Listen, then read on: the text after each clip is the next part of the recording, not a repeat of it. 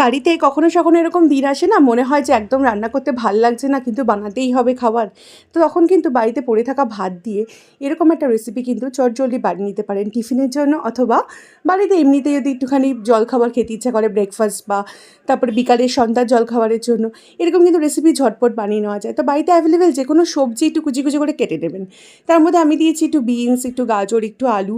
আপনারা চাইলে কিন্তু শুধু এটা গাজর আলু দিয়ে বা শুধু আলু দিয়ে বা যে কোনো একটা সবজি দিয়ে বা শুধু এগ দিয়েও কিন্তু করতে পারেন। এবার আমি আলু, পেঁয়াজ সব একটুখানি অল্প অল্প করে কেটে নিচ্ছি। সব সবজিগুলো ছোটো ছোটো করে কেটে নেওয়ার পরে অপরদিকে আমার কাছে একটুখানি সুইট কর্ন ছিল, সেটাকে সামান্য একটুখানি গরম জল করে এটাকে বয়েল করে নিচ্ছি 1 মিনিটের মতো। সুইট কর্ন যদি আপনাদের বাড়িতে থেকে থাকে, এই রেসিপিটি কিন্তু সুইট কর্ন দিয়ে করলে ভীষণ টেস্টি হয়। এবার কড়াইতে সাদা তেল গরম করে ওর মধ্যে প্রথমে দিয়ে দিচ্ছি আলুটাকে একটু নেড়ে চেড়ে তেলের মধ্যে, তারপরে বাকি সমস্ত যে চপ করে রাখা ভেজিটেবলসগুলো আছে সেগুলো সব একসাথে দিয়ে দেবো। রেসিপিটি ভীষণ ইয়াম্মি হয়, আর বিশ্বাস করুন বাচ্চারা কিন্তু এই রেসিপিটি খেতে খুবই ভালো লাগবে তাদের। এবার দিয়ে দিচ্ছি স্বাদ অনুযায়ী নুন, দিয়ে এটাকে ভালো করে ভেজে নেব। রেসিপিটি ভীষণই সহজ। এইটা ভেজে নেওয়া হয়ে গেলে এর মধ্যে কোনো নুন হলুদ কিছু দিতে হবে না। একটুখানি রসুন কুচি অথবা একটুখানি রসুন বাটা দিয়ে দেবেন। রসুন আদা বাটা দিয়ে দিয়েছি আমি 1/2 টিস্পুনের মতো।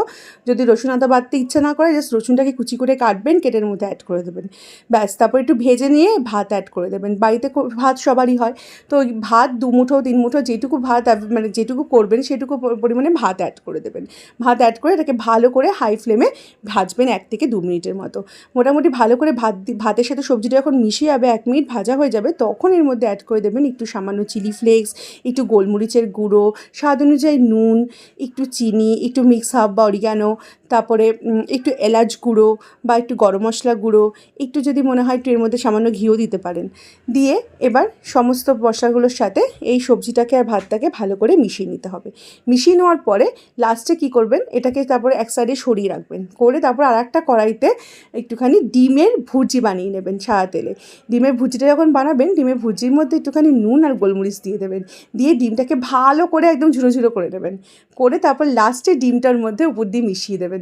এইভাবে যদি রেসিপিটি করেন, এই মানে ডিমের ভুর্জিটা বানিয়ে তারপরে এটা করেন, তাহলে কিন্তু বেশি মানে টেস্টি হয়। অনেক সময় আমরা ওই সবজি সাইড করে ওর মধ্যে ডিম দিয়েও ভুর্জি বানাই, তাতে কি হয় সবজির গন্ধটা ভুর্জির মধ্যে চলে আসে। কিন্তু এইভাবে আলাদাভাবে ডিমটা যদি ভুর্জি করে লাস্টের মধ্যে অ্যাড করেন, তাহলে কিন্তু মানে খুবই ইয়াম্মি খেতে লাগবে এটা। তারপর ডিমটাকে অ্যাড করার পরে এটাকে ভালো করে মিশিয়ে নিয়ে গরম গরম পরিবেশন করুন। রেসিপিটি ভীষণই সহজ, যখন তখন বানিয়ে নেওয়া যায়, আর বাচ্চা থেকে বড় সবার কিন্তু টিফিনের সমস্যার সমাধান হয়ে যায়। আর রেসিপিটি কিন্তু খেলে কোনো রকমের শরীর খারাপও হয় না। তো এইভাবে আপনারা ট্রাই করতে পারেন বাড়িতে এই আজকে টিফিনের রেসিপিটি। যদি ট্রাই করেন তো কমেন্টে জানাবেন কীরকম লাগলো। ভালো লাগলে বন্ধুবান্ধবের সাথে শেয়ার করে দেওয়ার অনুরোধ রইল। আজকের মতো এই পর্যন্ত, আবার চলে আসবো নতুন রেসিপির সাথে। সবাই ভালো থাকবেন, সুস্থ থাকবেন। Thank you for watching this video.